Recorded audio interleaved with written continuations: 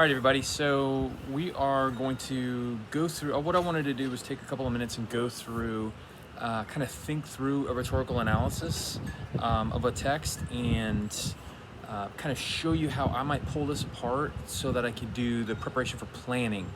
All right. So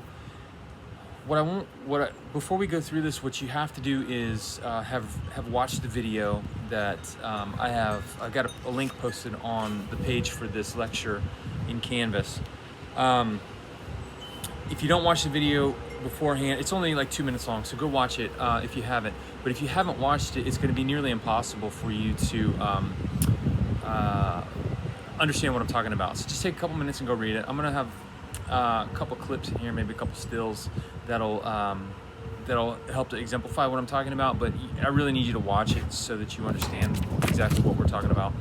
All right, so remember when we're going to do rhetorical analysis, there is a bit of a process, right? So we're going to go through, we need to first kind of go through the text and pull out the things that we think are important that are going to be the encoded messages that the author is trying to use to make a point, and then we're going to try to provide some context to say what was happening at the time that this text was released, and then we're going to do that examination of that text and provide some little bit of evidence as best we can to show whether or not the text, the elements of the text are being used in a way that supports the author's thesis. And then we also do need to talk about the thesis, and then discuss whether or not we think that thesis was accurately achieved, or that whether or not the author was able to achieve communicating that thesis through the elements of the text that they use. So all right, it'll be easier once we do it. So let's just go through this real quick. All right, so when we look at this video, we need to, the first thing that jumps out, because it's an audio-visual text, as a video, we're visual beings primarily.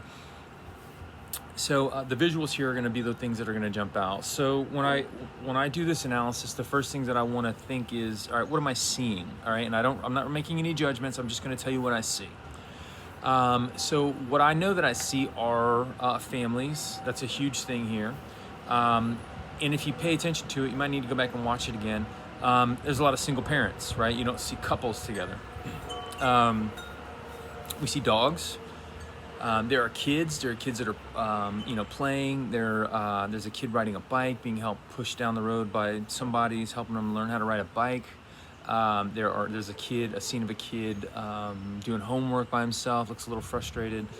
There is also a kid, I think, praying at some point.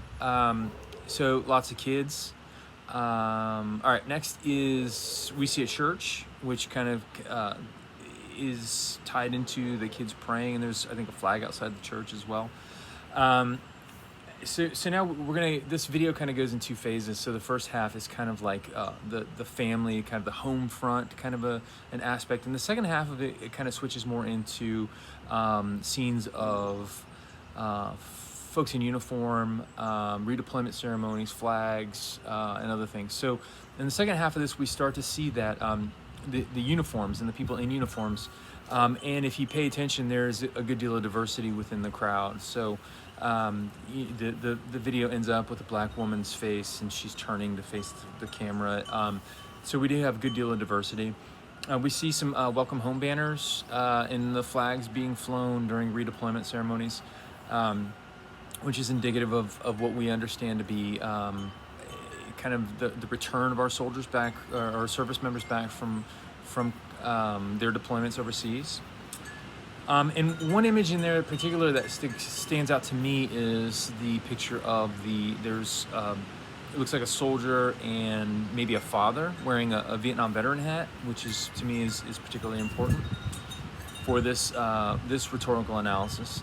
And then towards the end, we start to see some Jeeps. We have different, glamour shots of some Jeeps, people riding in Jeeps and stuff. So that's kind of the breakdown of this, the majority of the visuals that we have. And so we'll use these. I've got these on my list. So I got my list of all my visuals here. This is what I hope you do, is taking some notes. The next thing I want to do is think about sound, because it's an audio visual text, and so the audio that goes in here is very important too. It's not a lot of time and effort and evaluation goes into trying to figure out what is the best use of sound in commercials. It's not just a throwaway. It's very specific when audio is being used in movies and TV shows. You all know that, but here the thing that we're going to hear are particularly some soaring music is happening, and that's kind of this rousing kind of orchestral music that is emotional. That kind of builds towards a crescendo towards the end, very specific. There is a voiceover that's being had, and it'll be important. Keep in mind, if you didn't identify who that voiceover is, we'll talk about that in a minute. But there's a statement that's being made in here. There's also specific wording and language that's being used. And towards the end of the statement, at the end it says, "We're a nation that is whole again." And that's important because that's going to be part of the thesis. That's kind of the main part of the commercial is called Whole Again. All right, so now that we've got these kind of elements of this text identified, now we need to start thinking about some of the context. All right, so that means we're going to have to do some research, right? And so probably most importantly is this was a Super Bowl ad, the 2013 Super Bowl. And so we know that that's a huge audience that watches this, and there's a huge audience that's going to watch the commercials online as well. And the commercials of course will run after. Oftentimes they run before the Super Bowl too, so there's they get a lot of traction out of it.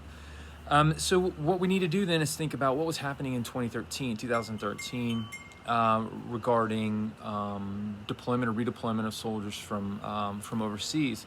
So the first thing we have to kind of do is think, well, what is the whole reason we have soldiers overseas? And of course,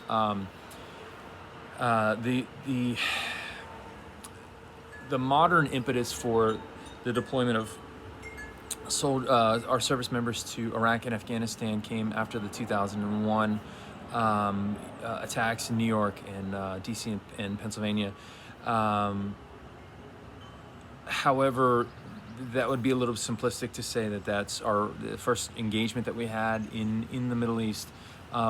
We had the invasion of Iraq in 1991, and we have had from 91 to 2001 we had military operations that were being taken place, mainly a no-fly zone over northern and southern Iraq, and so we had been involved there, but if you expand out even further, the U.S. had supported the Iraqi side in the Iran-Iraq war in the 70s, in the 80s, and then we had also had a good deal of covert support for the Mujahideen, the folks who ended up being the Taliban in Afghanistan in the 70s when the Taliban was fighting the Soviets during the Soviet invasion in the 70s. So really, 2001 is kind of the ostensible time that we say that the U.S. military started its adventures or misadventures maybe in the Middle East. But really, if you think it through and you think back, we've been kind of poking our nose into other people's business over there since the 70s, really, and since before that, really. But that's a little too far to go back.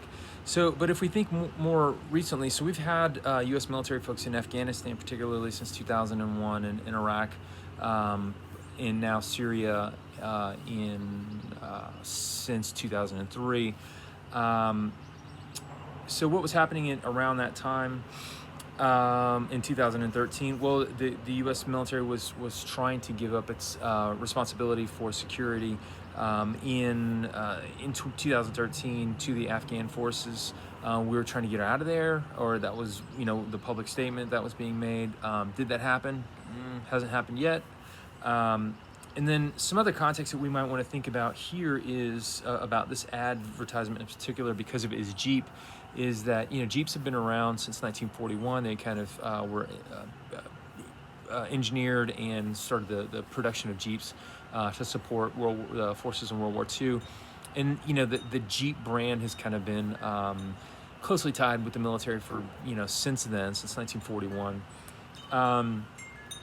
It's also important here, I think, to think about how much this might come more when we get into kind of introducing some of the evidence that we might want to use to prove or disprove the thesis of this text.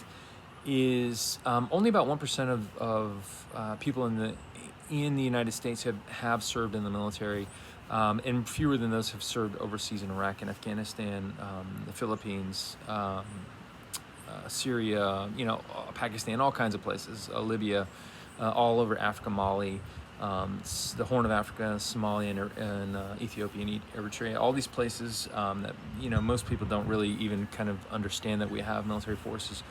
So less than 1%. So when we think about, that's going to be kind of part of the context that I would use if I was going to write this paper, to think actually how many people have been deployed overseas. All right, so now when we think about evidence, I'm not going to do any of that research here, but the evidence that I think I would need to go find to kind of prove whether or not these, the thesis, I think probably getting into the thesis is probably smart here too, at this point, is to try to determine what that thesis is, right? So I would say that simply that Jeep cares about our soldiers and our service members being deployed overseas, and that the statement says, the nation will be whole again once all of our soldiers have come home. So that's kind of the thesis. So now we need to start thinking about what evidence we need to bring in to prove those things. So the first thing I would want to do is research to see actually how many people have served. And that evidence can be found. It's not too hard to find. The number of people who have actually been deployed to Iraq and Afghanistan. And then, so that would be kind of a logical logos kind of an argument that I would make. You might want to think about, you could get into kind of some emotional kind of arguments about whether or not this statement is true. My suspicion is that the majority of people don't have people who've been deployed in Iraq, Afghanistan. That's probably can be borne out with facts. So therefore, if we have the majority of American people who have never, who don't have anybody who has been, don't have a soldier who's been deployed, the majority of them have not been to a redeployment ceremony, which is, that's kind of an emotional appeal. If you've ever been to one, you know that it's an incredibly highly emotional event to go to them. To this, it's very disorienting and can be very upsetting in some cases as well. So these glowing and loving images of people coming back home and meeting these families meeting up again, it doesn't always tell the full story. So I might want to go find some evidence to prove that. Another thing you might want to could even get even more broad and a little even more existential is to think about how many people right now even know that we have folks who are deployed at war right now. That would be an important bit of evidence to think too. Just another bit of evidence that you could go find to support this is, the kind of the thesis in here in this advertisement has embedded in it this idea that the wars are going to be over soon. That once everybody comes home, then it'll be all cool. And that was in 2013. We're almost another full decade into having folks in Iraq and Afghanistan. That we've continued this war. So by all accounts, it's not going to end. There's no plan that I've seen where this is going to end. There are lots of bring the boys back home kind of ideas. It's been happening for a long time. Obama said he was going to do it. Didn't happen. Trump, that was like his big thing, was he's going to end the wars, and he certainly didn't. I don't know that the Biden administration has really proven that they're going to be able to do it as well. So the idea that the nation will be whole again afterwards, we can also start to really think about bringing evidence in to disprove this. That would be my my predilection would be to say that this is the thesis can be disproven. It's a play on emotion, but in all actuality, it is not true. Their thesis, the nation will not be whole after everybody's home. Firstly, because we have not ended the wars. I mean, just objectively, the wars have not ended, and not everybody is home. But the other side of this, that we'll be whole again, I think is absolutely disproven by what's happening in our country right now, right? So we have this increasing racial disparity. We had the January 6, 2021 Capitol insurrection, the first time in anybody's in the history of the nation where Americans have attacked the seat of government for political gain. We have incredibly deep political divisions, and there's no end in sight whatsoever for these wars because they're too profitable for the war profiteering companies. So really, the thesis that the nation will be whole after our soldiers are home is just on its face is just nonsense, I think, and that's probably the tack that I would take if I were to write this paper. Now that I have it planned out through this process, the other thing that I might want to talk about, because this is kind of a two-pronged thesis as I can see it, is that Jeep cares about our soldiers. Maybe I don't want to say that they don't, but this is kind of, in my mind, a crass way to use service members, because everybody, I don't know anybody who says, don't support the troops. I don't know anybody who has a sticker on the back of their car that says don't support the troops. The other thing that I think is important here is to show that this is about money. This is completely about money. And the reason why I brought the voice of the voiceover is because we got to think about who that person is that's doing the voiceover. If we do think about that, it becomes evident, at least to me, that this is about money. Because if we think about who that voice is, then that's going to give us a little bit of something to work with. So the voice, if you couldn't tell, is Oprah Winfrey. And Oprah Winfrey is not someone I think is particularly political. It's not in her best interest to be political because she's about making money. But I don't know that Oprah's done a whole lot, particularly to end the wars herself, although she has a huge platform and probably could use that platform to push that along. I don't know that she's done that. But I do know that she probably made a lot of money off of voicing this over, right? And I don't know that Jeep has done a whole lot to try to end the wars either, to bring everybody home, because then we'll be whole again. So that emotional appeal, at least in my mind, if I was going to do a rhetorical analysis on this, I would say that emotional appeal, using Oprah's voice, a voice that we trust, that we believe in her, she has the nation's trust. I think it's a bit crass for them to try to sell trucks on